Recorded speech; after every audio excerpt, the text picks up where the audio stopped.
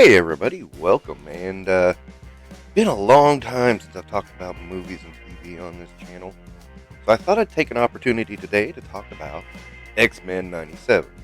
Since I featured some boys from the show on the channel, why not just talk about the show? So, overall, pretty good.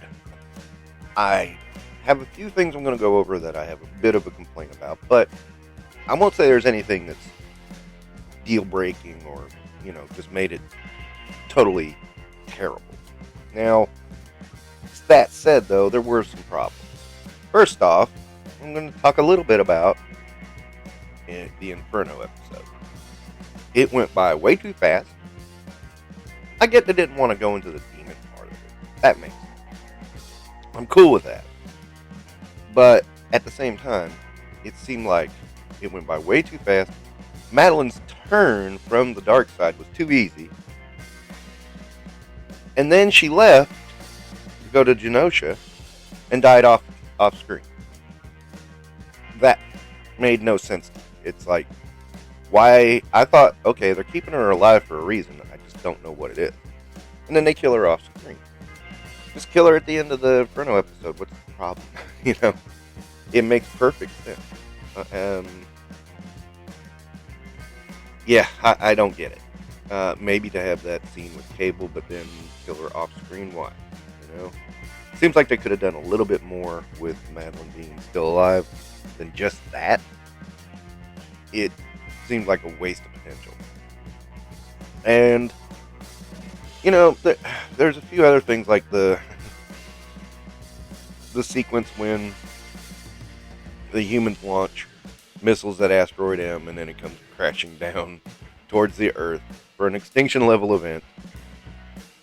You fucking idiots. You fucking idiots.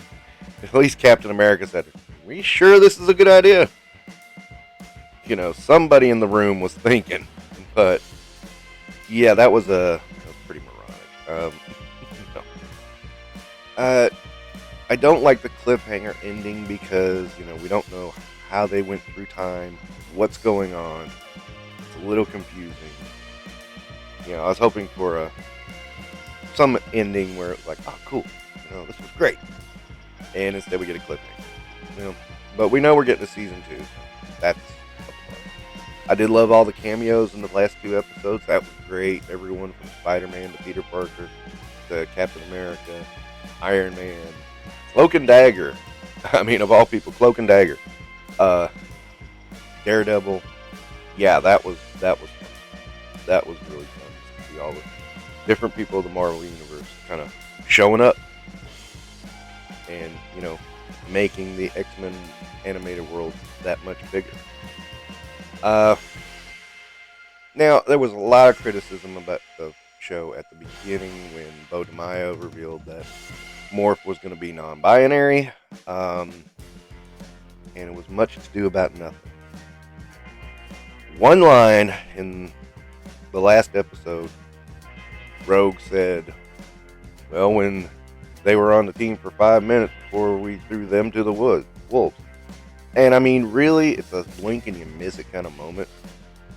And honestly, when she said that, I thought she was talking about both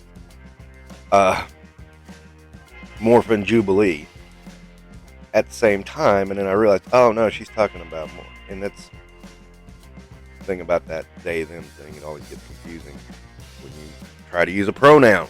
But I digress a little bit. People argue with me about that one, but I'm like, ooh. For a moment there, I was like going, who's the other person? Just saying.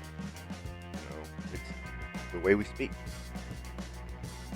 Speaking of Bo DeMaio, a lot of speculation on why he was cut out, fired, I should say. A lot of speculation as to what's going on with Disney.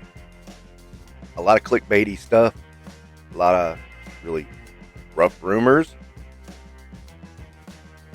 To me, I think maybe Disney needs to just say what's going on. Because you got a successful show and you fired the guy responsible. what's going on there? Just saying. I mean, there's got to be something serious. And you may as well just come clean and say, look, here it is. I get it. You know, you don't want to say, well, this guy did this. We don't want anything to do with him. You can just phrase it as there's a serious allegation if that's the rumor that they're going with. That is what actually happened. I don't think so, but, I mean, I don't know. At the same time. Bo is definitely not speaking of it. So, this does require... The show apparently is doing well. And, there needs to be an explanation. I'm just saying. Now, another thing that kind of bugged me was, I thought Rogue's turn to Magneto was a little too easy. And a little half-hearted. As I did with Sunspot. I thought Sunspot was, like, okay, I'm just going with them. Whatever. I didn't feel... Rogue, you can at least fill in the gaps and read between the lines. But Sunspot was like kind of, huh? What? Why are you going to the dark side? At least with Colossus, I mean, and I guess that's the difference in the mediums. Colossus, which that's supposed to mirror, because Colossus went to the dark side with Magneto.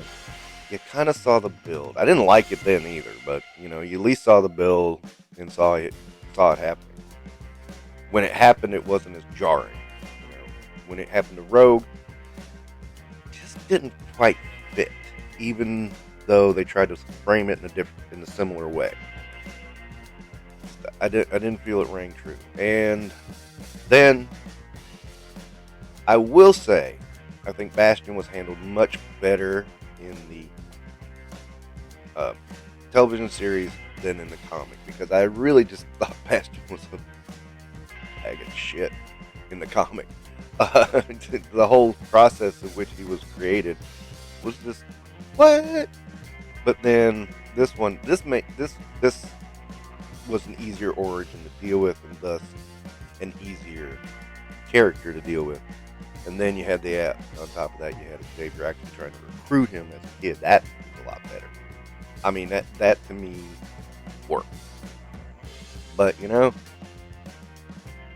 overall, I think it's definitely worth a watch. Definitely a good show. Nitpicks all around, and I just threw out a few. And that's fine.